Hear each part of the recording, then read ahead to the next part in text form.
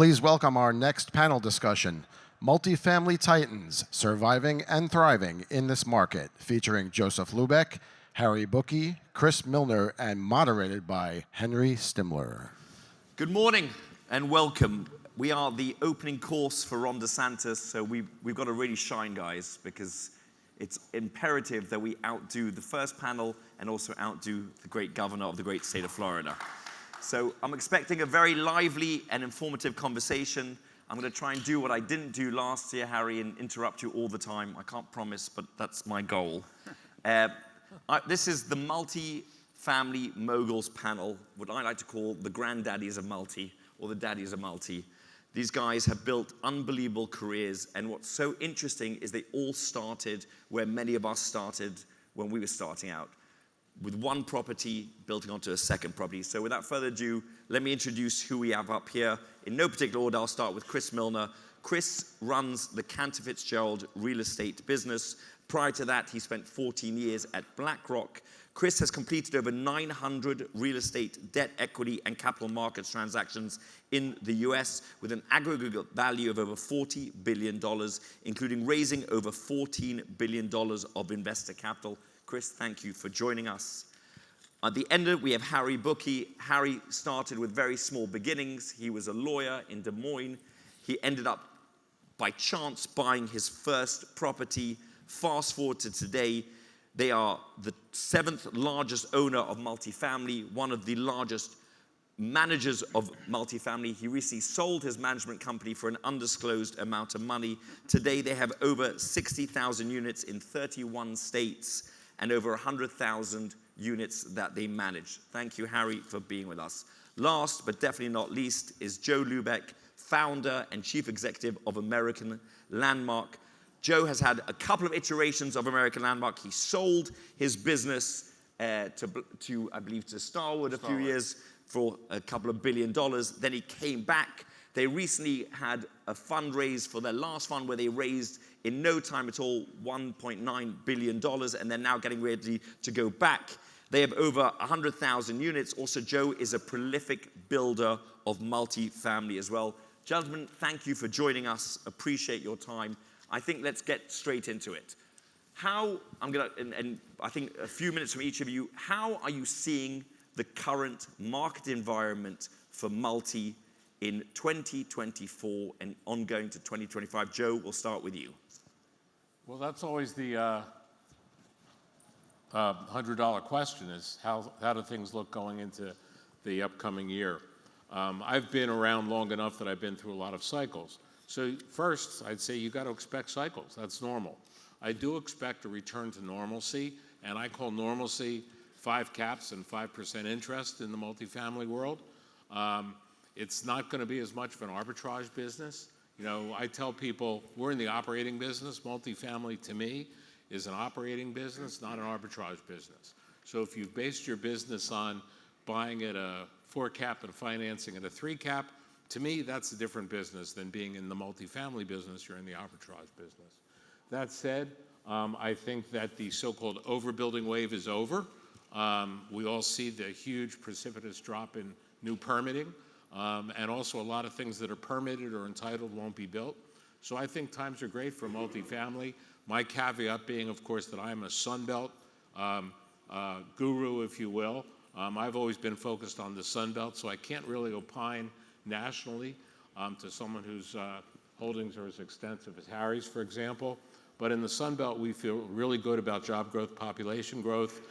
Everybody needs a place to live, and more people want apartments. So I'm feeling pretty good about that, and I think we will slowly see a return to normalcy in cap rates for buying and selling, and a return to normalcy in what I'll consider interest rates. And as usual, banks went from 3%, which was not real, to 6%, which is not real, and hopefully things come back to normal. And that's what I've seen over my 40 years of doing this, is cyclical, but a return to normal. So you have a very positive outlook then? I'm always generally positive, of course, but I feel very good about the business that we're in. Okay, so Joe has a very positive outlook. Harry, I'll go to you. How is your outlook? What are your thoughts on the current market? Confused. And I actually made a few notes last night. I think that there's never been a time since I've been in the business where there's more factors that help determine whether or not it's worth what deals are looking for. For example, and I just listed a few, a couple of good ones, mostly hard to describe. First of all, there's a shortage of housing in the United States, which is very true. That's the good news for our business. The bad news is that most of the shortages are for people that are on the lower End earnings. of the spectrum, yep. Lower earnings. Then you have what's happened with COVID and Zoom over the last 3 or 4 years. People don't have to go to the office. In our case, we have an office in Dallas. There are 180 people. We closed the office. We're doing as well or better than we've ever done. In Des Moines, where I'm at, we have 160 people in the office. We're down to 24 or 5 people, and that's 2 days a week. So they're looking to, they have to be in a nice environment. So the nice environment today, in today's standard, is BTR for a lot of our types of transactions. It's hard to be home for 8 hours a day in a 1-bedroom apartment or a 2-bedroom apartment and so forth. So I think that BTR is going to play a huge role going forward. Insurance rates are tragically high, causing a lot of problems in underwriting and what's going to happen with them in the future. Then you have the foreign capital is coming into the United States. As much as people don't like each other in the United States, there are massive amounts of money coming in for capital throughout the world. We're still the best bet in the world. So we have billions and billions and billions of dollars coming in, and they want a portion of their contributions to the United States. They want a portion of that to be in real estate. So where are they looking in real estate? Retail, forget it. Office, forget it. Even long-term leases, somewhat concerning. Warehouse and so forth. There's some others. But housing is a very, very important that. They're driving the prices up on a lot of properties that make it very challenging. Like Joe was saying, the 3% cap rates and so forth. And then you got the other factor is the new administration. What are they going to do, and what will be the result of what they're doing? So right now, we are, in our situation, we're managing quite a few BTR communities right now. We have done very few standard apartment transactions, but we're still doing, as our friend here, John, has DSTs and so forth. But it's a very confusing, and I think people have, when I was going through, and Joe and everybody, we'd see a deal, we liked it, we'd buy it. Today, you need a lot of understanding of what you're buying, how it's going to impact, and what you're really looking for. So that's kind of where I'm at. So you've got Joe that's positive. You've got Harry that's somewhat confused, though very bullish on BTR, because I totally understand that. People are working from home. Building a built-to-rent community is a very popular business. Blackstone's very big. Joe, you're in that business as well. Mm-hmm. So you find multifamily very complicated, insurance, taxes, making it very hard to underwrite, high insurance, high cost of borrowing. That's Harry's thought. Chris, what are your thoughts? What is your outlook? Put me right in the middle of these two guys. Yeah, I did. But you can have a contrarian view. You can agree with either one of them. No one's forcing your hand. You certainly wore a contrarian suit. Thank you. So I'll follow your lead. G-money, baby. Okay, go ahead, Chris. So I think when we look at the world today and we try and think about the optimism that was mentioned to my right, we share it. It's, I think, the inflection point in multifamily in particular is somewhere either 3 months behind us or 3 months in front of us. We're not smart enough, or our pencil's not sharp enough to pick the day or the month, but it's in the current range we're in. In terms of the uncertainty, we share that as well, but I think you have to really stand back and look at, when we've talked about office, we talk about multifamily, where people want to live, step back and really look at what is driving the decisions for people who occupy office buildings, who live in apartment buildings, who want to be in a home. right? What's happening in our view is that the real estate business is not behaving like a monolith any longer. There's a dramatic difference between what's happening in the industrial logistics. You can't even really call it industrial anymore, right? It's the logistics business. In housing, there's a difference between the biggest, newest amenity-laden projects and affordable housing, which, by the way, doesn't suck anymore even, right? It's like the whole elevation has been lifted up. And I think office is probably the most extreme. We as a society are using office space differently. Just like over the last 20 years, we've shopped in retail stores differently, right? The reason regional malls have transitioned from, when I was a young guy, 2,800 malls in the country to less than 700 today, is because none of my adult kids ever go to the mall, right? It's just not the way they choose to buy products. And I think in office space, you have to look at that the same way.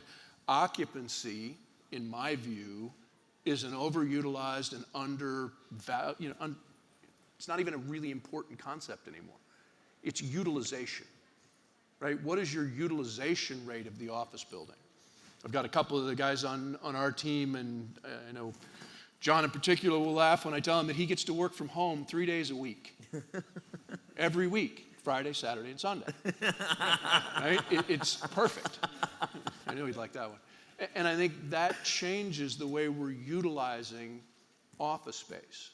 When Brian Baker was up here saying that somebody's going to not take 4 floors, they're going to take 3, that's true, but the difference is they require the landlord to build out that 4th floor as an amenity space to drive those employees to actually come and utilize the space.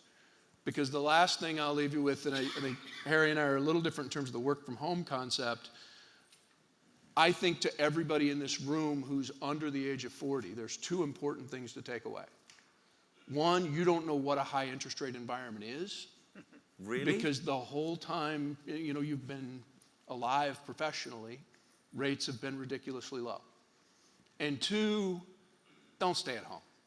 If you ever want to learn how to lead, if you ever want to learn how to manage, go to the office, go where other people are. You don't have to sit at your desk every day, but you've got to be doing things like this, interacting with other human beings, because if you don't, you're just going to be a part of a process.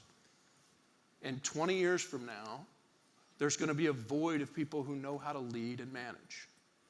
And you should probably be a part of that group, not the group that's been in your basement for 20 years. So Joe's positive, Harry's confused, and Chris just didn't answer the question. Okay, let's keep going. You spoke about that we don't know what we don't know what high interest rates environments are. We grew up, we started our career, we got our teeth into it when rates were traditionally low. Rates are all over the place. Prior to the election, the 10-year was at 337. Post-election, the 10-year was at 457. It's impossible to get deals done, me as a debt broker, or the investment sale brokers, in this incredibly market that swings the pendulum to such extremes. 70 basis point movements from when you lock up a deal, when you get awarded a deal, to closing, to rate locking a deal. That's a huge swing. And that's happening us to all the time. You find a deal, you like it, you go in, you do your underwriting when the 10-year's at 350 or 360, and then by the time you're in a place to rate lock or time you're placed to close, it's gapped out 100 basis points. How are we meant to deal with these manic swings where no one knows? Every time you think a cut's coming, the cut helps, and then 5 days later, some news comes out and it's so reactionary, the rates explode again. How can we get deals done in this environment? Is it allowed in this environment to retrade? Is that something you've been doing over the years since you've been buying deals? How have you managed to buy deals? And I'll start with you, Joe, because you've been incredibly active. We've got a deal closing at the end of this month called Onyx. Mm-hmm. You just bought in Tampa because your insurance was much cheaper than everybody else. How have you been so active in this market where we have found it so hard to get deals done? Well, I guess I've been blessed and surrounded by some really fabulous people. And without unduly kissing your butt, we Thank really you. do like working with the Newmark team, particularly on our debt, and you've Thank you. delivered some Get good in touch. stuff. Thank you. That said, it's near and dear to me when we talk about this. When I first started in the business, and I was working for another company, back at that time I was the general counsel, and I don't like to admit that I'm actually a lawyer. I don't discuss that frequently. Harry and I share that problem in common. But we had a sign in the war room, as we called it, that said 8 is great and 7 is heaven. And that was our interest rates. 8 is great and 7 is heaven. 8 is great and 7 is heaven. And of course, we also had, home buyers at 17% back when the illustrious Jimmy Carter Today we say 6 is was shit. doing his thing. That said, for us, 2 things.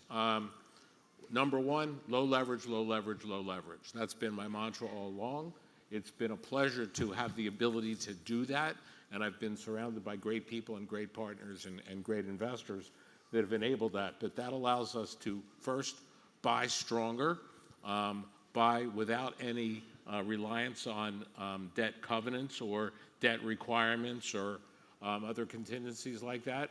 It allows us to negotiate with numerous lenders from a position of strength, where we're negotiating not for size of loan or for proceeds, but for rate and structure, which is critical. And also, we find a lot when we're buyers that we have cash and we're low leverage, and our numbers are number. And we don't usually win deals. Somehow brokers have convinced us that winning a deal is paying more than anybody else is willing to pay, which is, of course, totally fictitious. You win when you sell and make the money. But the reality is we find a lot of deals come back to us because we actually have the money. So speed and certainty is important for us. The other one last thing I'll add in that is important to us historically is difficult times have often spelled opportunities. And malls are a great example. Not that we want to go into the mall business, but we're now on our 3rd mall redevelopment project. They're hard to find. They're hard to make work. And you've got to get rid of the REAs and other tenant restrictions and things which have impeded it. But we've had great success now on one mall on an International Drive in Orlando, totally repurposed, put 700 units in the parking lot at a fabulously great price, and the mall is thriving as an event center. And then we're working now on a big project in Miami. I'm told, thanks to Governor DeSantis, that it's one of the largest, if not the largest, redevelopment project now in Florida. And we bought a mall that encompassed 100 acres. We bulldozed the Sears. We bulldozed the Kmart. We're bulldozing a couple other sites. We're getting rid of the inline interior mall and keeping the big boxes. And we just got entitlement for 5,000 multifamily units, a hotel, a medical center, et cetera. So to us, that was an opportunity to get involved in multifamily development, which is not our core competency, but allowed us to utilize low leverage, 50% on our balance sheet, to purchase land at a phenomenal price, and now move forward with a portfolio of land inventory. So the problem with the malls will continue to spell opportunity, and I think the same is happening with office. It's a little harder to try to do the office to resi conversion, but I think the office is coming back in the right places. Go to West Palm now, you can't get office space, and it's going for top dollar. So it's a unique situation.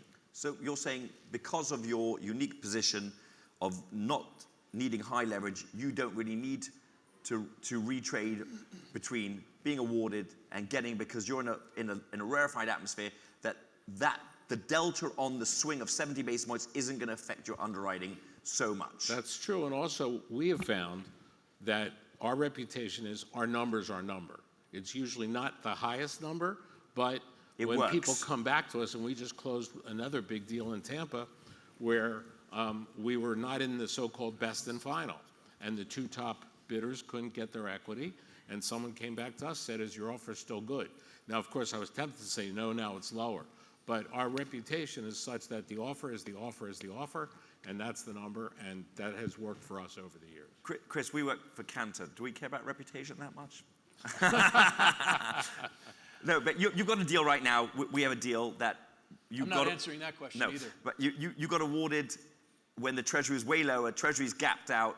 Are you going to retrade that deal? What are you going to do there? And what is your mindset? Because a lot of us are in that position. We want to know how you guys think with the reputation, with the broker, with the seller. How do you deal with these huge swings? Are you going to drop the deal? What are you going to do?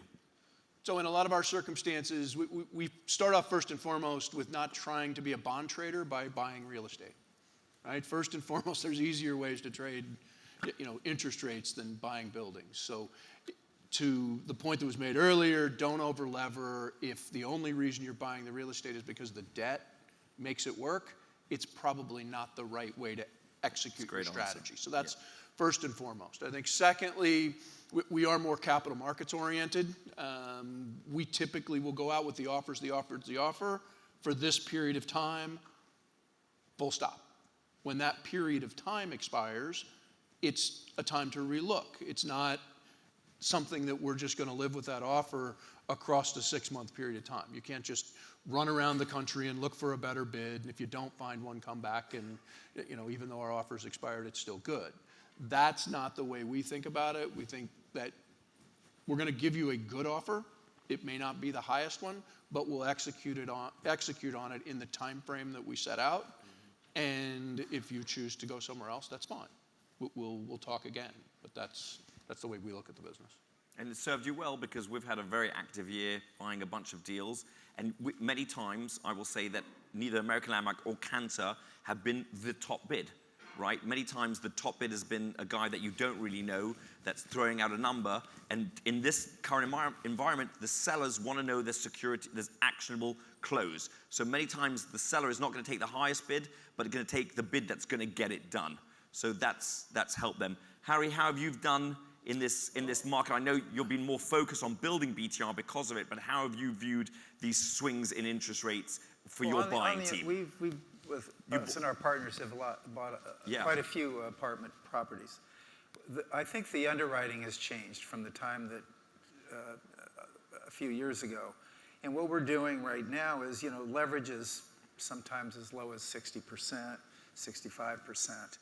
And it's a little hard to make your numbers really work favorably. So what we're doing typically is 5-year IO loans at the 60 or 65%. And then anticipating a refinance of the loans and taking a lot of the equity out going forward. So that's kind of something that we've changed a little bit in our underwriting. The other thing in our underwriting that I think has been probably the most important thing is, when Joe and I were back in the day, if we liked a deal, we'd try to buy the deal. We'd look at the numbers and everything, but it was different. Today, you really have to take a sophisticated underwriting. You have to look at what's going on in the community, what's going on in your area, what the land prices are. It takes a lot more understanding of the transaction in order to try to buy it. And what we're doing to help juice the returns a little bit is we're taking this 5-year IO, assuming there's a refinance within after the 3rd or 4th or 5th year, and it makes the underwriting look more like a teen's return than it would if you were just sitting with a 62% leveraged loan. So that's kind of the concept that we use with apartments. The other thing is we have a number of properties. I think I've made more money in smaller communities than I have in Dallas and Houston and the typical places. And when you say smaller communities, you're talking about Des Moines and Des Moines, I've made, Louisiana. We've done tremendous in small towns in Louisiana.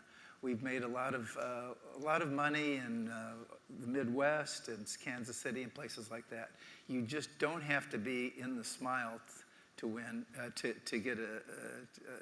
transact. But what does happen is if you're dealing with foreign capital, it typically would have to be in the smile. Well, no, in the smile. But there's money to be made in the less well-known markets, and I think that's a very important lesson. Yes, and Freddie and Fannie, for example, they love those markets. They can't change it because it's going to be a higher rate in New York than it is in, Tuscaloosa, Alabama, or something like that. For example, we have a big deal going in Hoover, Alabama right now, which is a 50,000 population, and it's doing great. Yeah. And so, because a lot of these people, like in our office in Des Moines, a lot of the people are living in Denver, in different parts of the country, and they're doing their work there, outsourcing a lot of the work. So I think you need to be a lot more sophisticated in how you underwrite, is the way I'm saying it. I get it. So obviously the business has changed, and let's talk about a naughty word. Well, not naughty, but difficult. Obviously, things have changed. You bought a property 7 years ago or 6 years ago. You had a 6-year horizon. You're coming out to sell it now. 2 years ago, cap rates were in the 4s, and now cap rates have obviously gapped out because the financing isn't there. You're selling the property. You had your forecast on the property at $100 million. Offers are coming in at $85 million. How are you explaining, maybe not a loss, but how are you explaining that return to your equity investors? How are you telling them we're not getting close to our projections? How are they dealing with losses? Which is no one really wants to talk about, but let's be honest, we've had some pretty hard years the last 2 years, especially with stuff that we bought for 3 caps and 4 caps. How are your investors dealing, Joe? I don't know if this ever happens in your long tenured history of you saying, hey, Mr. Israelis, we're not giving you back this amount of money. Are they sending the Mossad after you, or are they okay with it? Well, thank God it hasn't happened yet. Though we'll find out. I'm going to Tel Aviv later this week. And we do business around the world, and we have a capital markets office in New York, Tel Aviv, and Dubai. So far, I will say, fortunately, we're typically a 6 to 7 year holder, but we start really looking around year 4. The other thing is that we tend to underwrite, and I know everyone says this, but we really tend to underwrite very conservatively. So even the sales that I've made, and I have 5 deals under contract now, are we getting what we had hoped we would get? This is the portfolio you're selling with Walker, right? Can I plead the fifth? Not through Newmark. You gave it to our competitors. We'll be hearing about that from me. So, and very smart buyers. Yep. But for example, on that particular case, it's a 4-pack, great properties, all Florida, major metros, but we had great debt. And so the buyer's assuming the debt. Yep. And that gave us some added boost. That said, I've been told I leave money on the table when I sell, and I'm fine with doing that. For me, it's not so much losing money. We don't lose money. I've done 250 transactions. I've only lost any equity on 2. Thank Hashem for that. I thank God every day, and I'm surrounded with smart people. But if we don't make what we hoped, that's okay, as long as I hit my target projections. And my target projections are generally a high teens and a 2 multiple, and if I hit that, I'm a seller. We keep it as simple as that. So we weren't projecting 30% returns. We weren't projecting 2.5 multiples. And if I can sell at a 18 IRR and a 1.9 or 2 multiple, I'm still a seller and I'm happy. I'm not losing equity, and the investors are ready to go. Where we do see some pushback, particularly on currently, is in the mark-to-market situation. Right.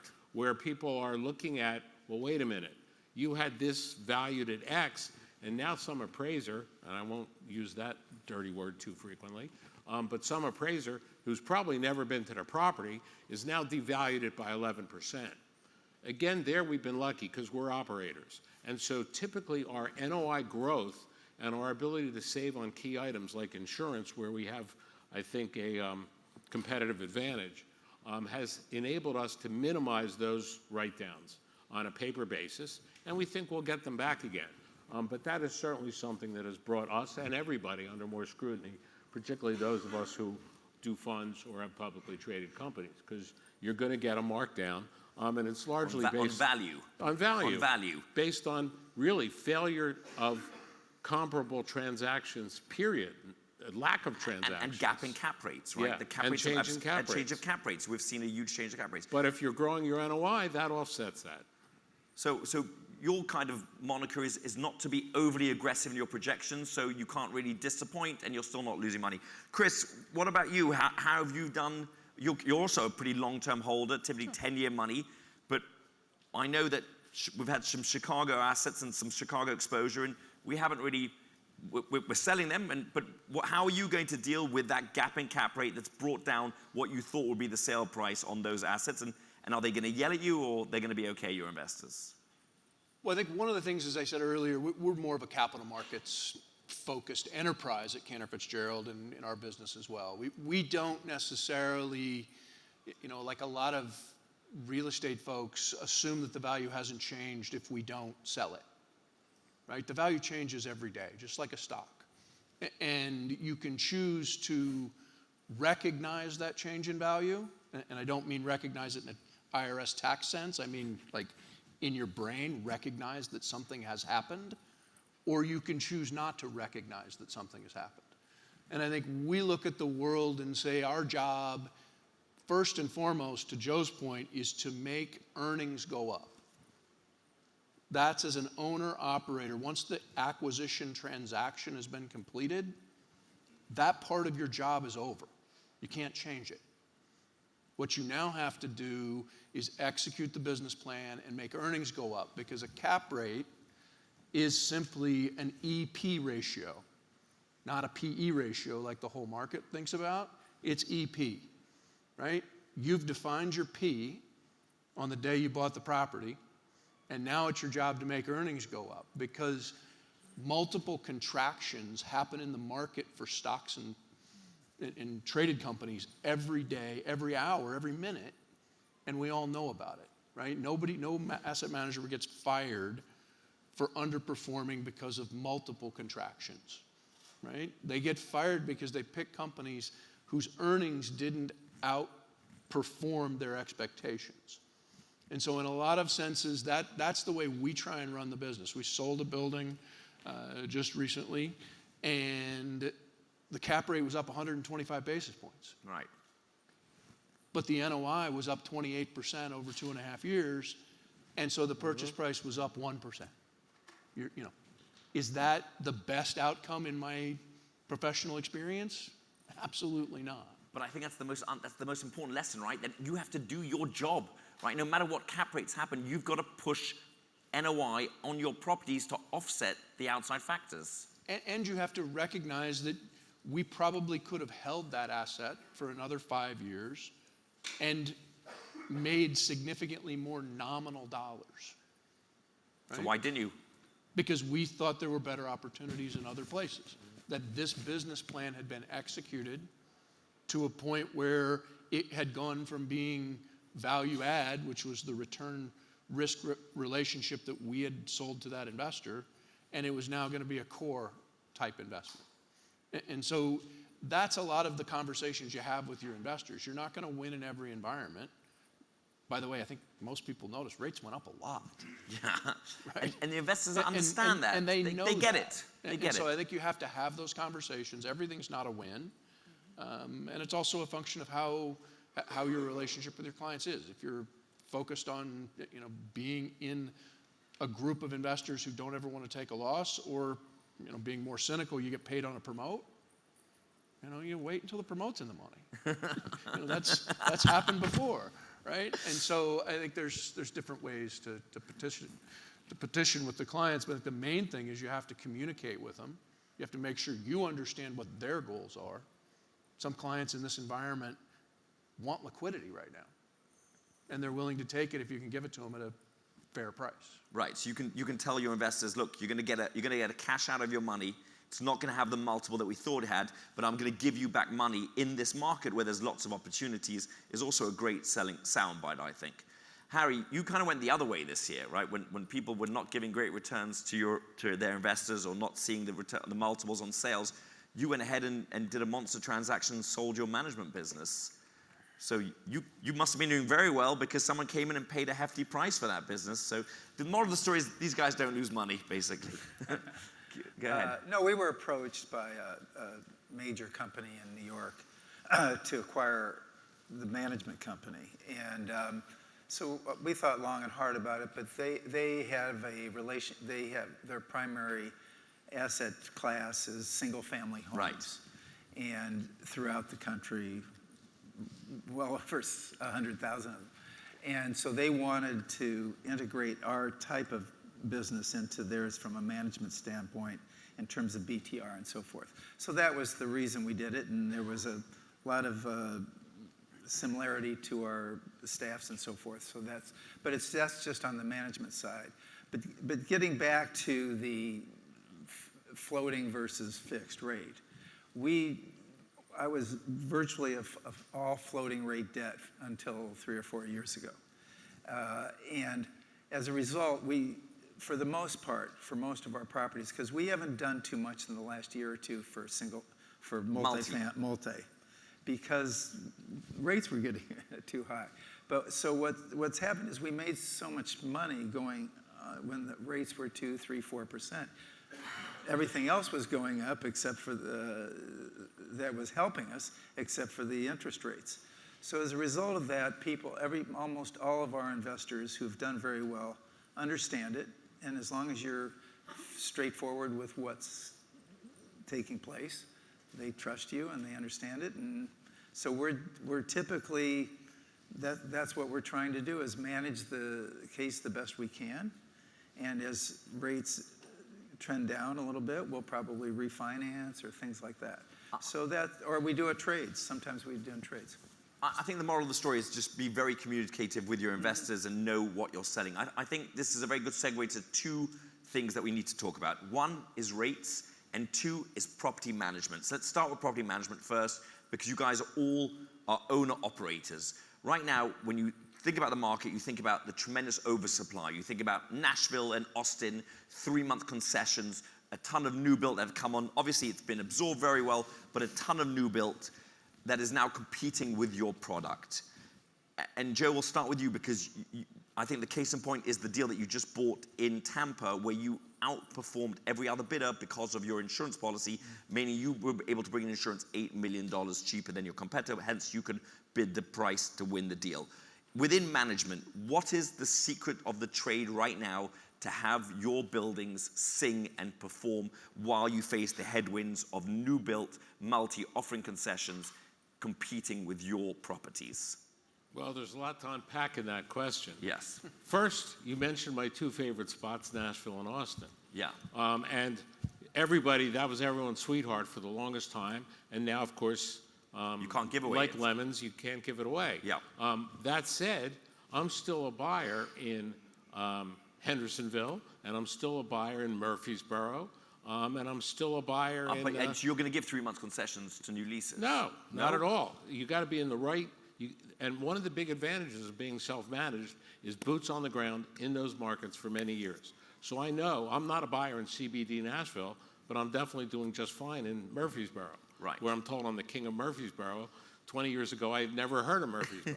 I don't know what Murfreesboro is. So Murfreesboro and Henderson are two great suburbs of Nashville. Chris is laughing. And are both doing great. You don't know them either. You know, I've been there. So that's an interesting situation. No one wants to touch Austin, but I just bought a deal where a guy was having trouble in his lease up in Manor, although I'm told they pronounce it Manor, but it's really Manor. It's actually Manure that you bought. Yeah, right, in outside of Austin. So again, you got to be really, really, really sub-market specific. How has the market changed? Like Harry pointed out, it's not all about Austin now. Now it's about, or Jacksonville. Is it about South Side or West Side or east of the river or the CBD or whatever? But to me, the key to our success, I've been blessed to surround myself with great people. I started the management company when I got to about 2,500 units, and I had to subsidize it for a while. But we have always felt that the key to success was alignment of the management company with the interests of the investors and the interests of course, your customers, the residents. And we incentivize them monetarily very significantly. We say everybody is NOI literate and everyone is NOI bonused from the maintenance guy up to me. And we've always taken the position that we will only manage our own properties. We don't offer third-party management. We want our best and our brightest focused on nothing but our assets and incentivize everybody to execute on the business plan and to grow NOI. And I've been very blessed. My president and CFO has been with me 19 years. My chief investment officer has been with me 12 years. My two COOs, East and West Coast, or East and West, are respectively with me 16 years and 9 years. Have they made a lot of money? Yep. Have they earned it? Yep. And has it been a great ride by being able to do that? Yes. As compared to Harry, where he sold the management and kept the equity, when we had our big sale to Starwood and we sold them 24,000 units that was in our public company at that time, they wanted the management company. We would sell them the management company. You said no. We kept the platform, and my partners and I subsidized it for 2 years as we rebuilt to keep that intellectual capability and that management capability. So, but I love that you made your managers your partners. They're totally our partners. They're incentivized to get the NOI where it needs to be because they're going to get paid on that. They're not just a pencil pusher with no equity. You're basically, in a way, giving them equity in your platform by saying, you manage well, and I'm going to take care of you and reward you for a job well done. That's right. And all of our top-tier people also share in the promote. So not only the bonus on actual performance of their property or their portfolio, but they also share in the promote. And we've aligned those interests. And that's been, I think, very, very significant for us. We found the management business is a tool to grow NOI.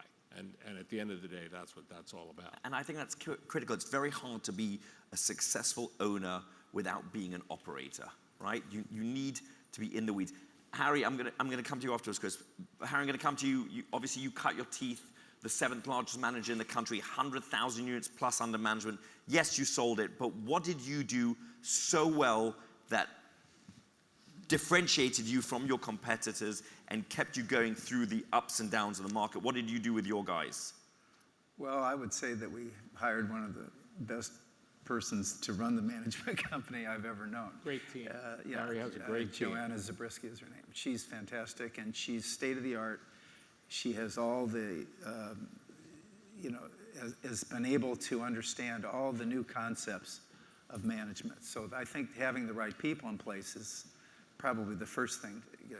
The other thing is I learned a number of years ago from a very large investor in New York.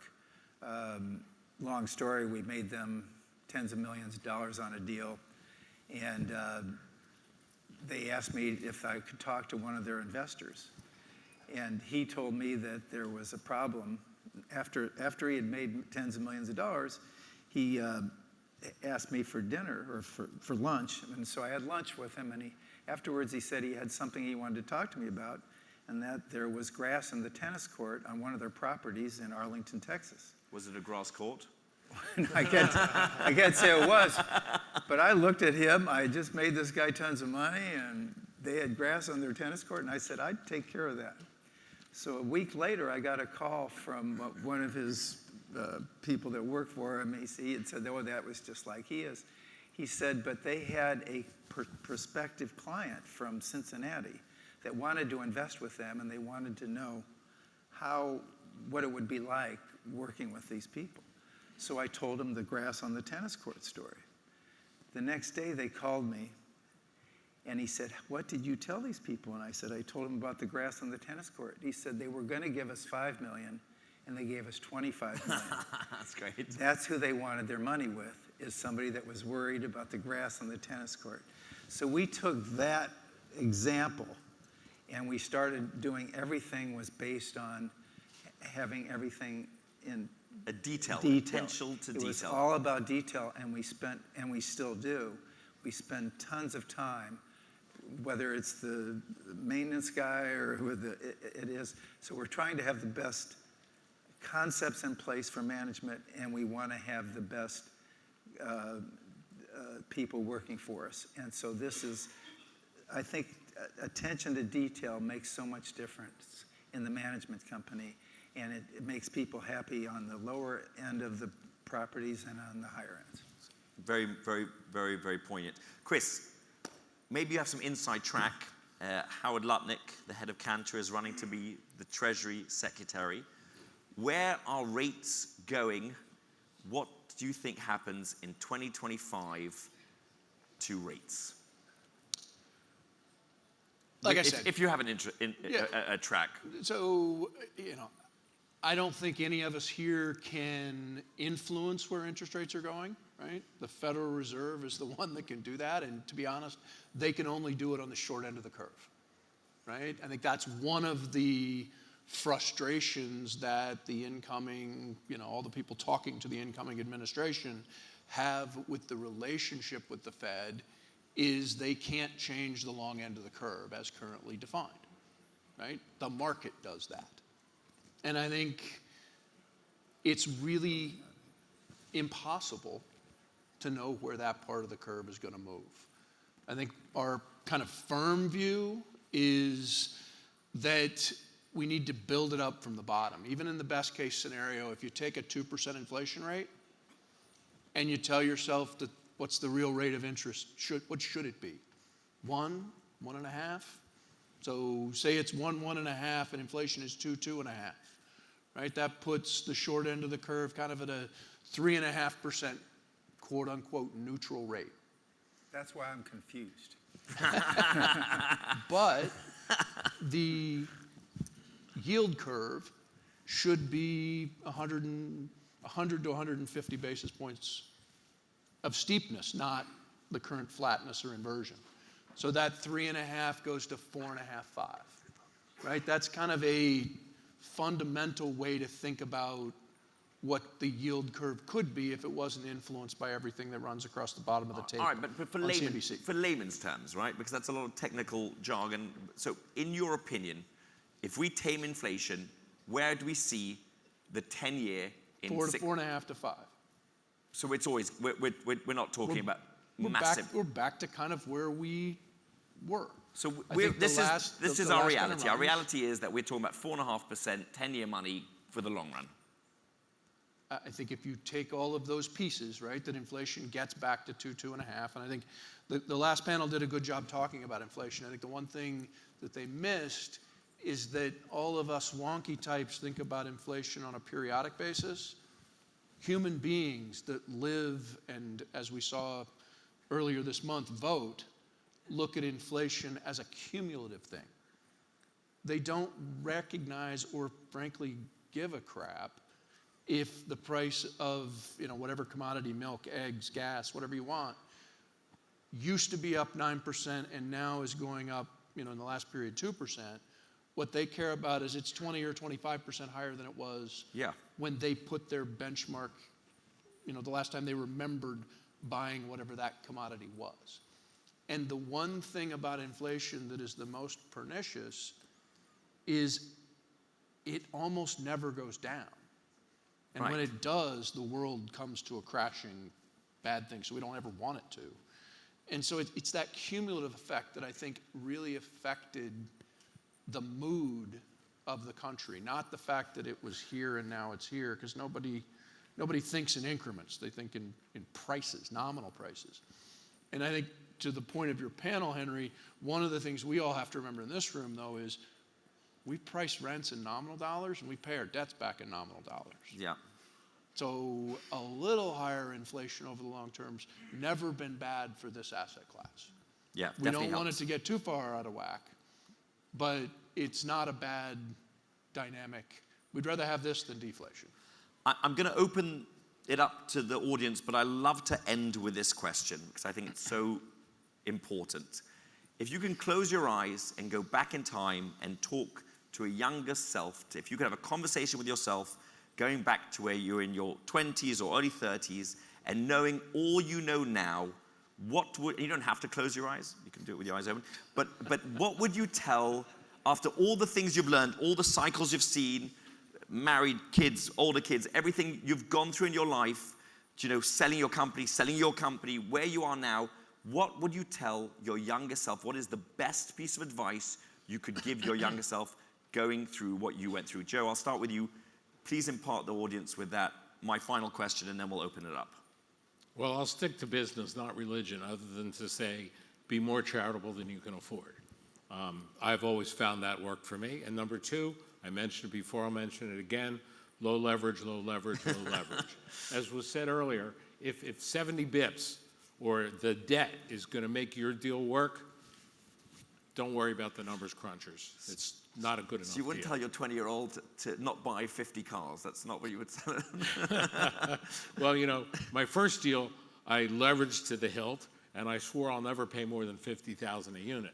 And of course, that changed very quickly, and then it went to 100,000 a unit, 200,000 a unit, 300,000 a unit. But I'm giving my age. But low leverage solves a lot of sins. We went through the GFC without missing a payment, without missing a distribution, without ever giving back a deal. So I like to sleep at night. I like my family to sleep at night. So make God your partner and stick to low leverage. Those are wonderful. Chris, wait, we got two more and then we'll do a round of applause. Chris, what would you tell your very handsome young self 25, 30 years ago? What would you have told him? Now, what you know, what would you have imparted? I think you imparted a lot of wisdom to your kids, so that's not something difficult, but what would you tell yourself with all the lessons you've learned? Sure. So my wife and I celebrated our 35th this summer. Mazel tov. I would make that decision again. Don't outsmart yourself on that one. And then I think I kind of inadvertently gave most of the folks who are younger than me that advice already. Go to work. I mean, as he's talking about the business side of things in the real estate space, but I think whatever vocation you choose, and I've said this to my kids who range from private equity to a journalist, right? Show up, interact with other human beings, because in the next 30 years, if any of you have been paying attention to all this computer stuff, right? All the stuff we do now is going to be done differently in 20 years. The only thing that's going to be done the same is the interactions between other human beings. And leading and managing, those are not going to be done by computers. But a lot of the stuff that we talk about, the underwriting, the processing, data collection, right? Even the writing of words on paper that a lot of us have spent a bunch of our time doing is going to be done differently.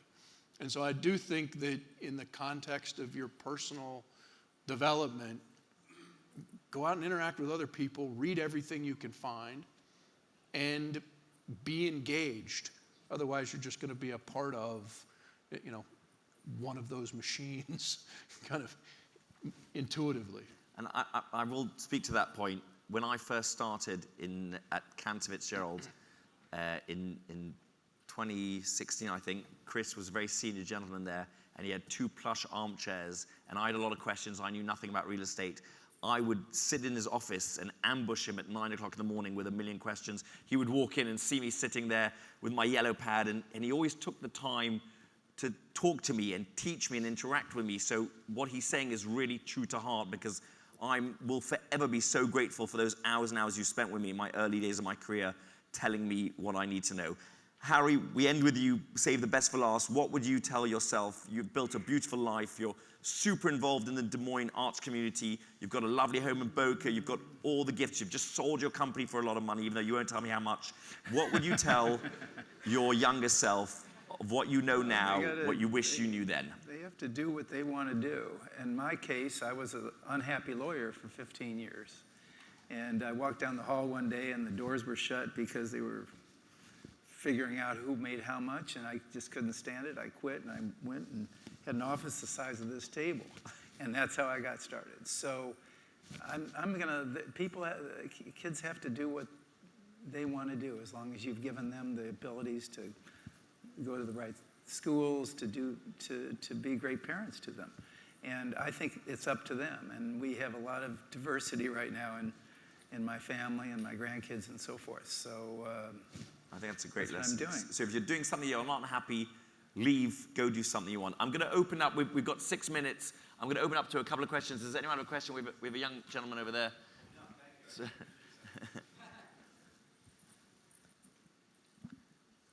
you. Wonderful presentation, thank you.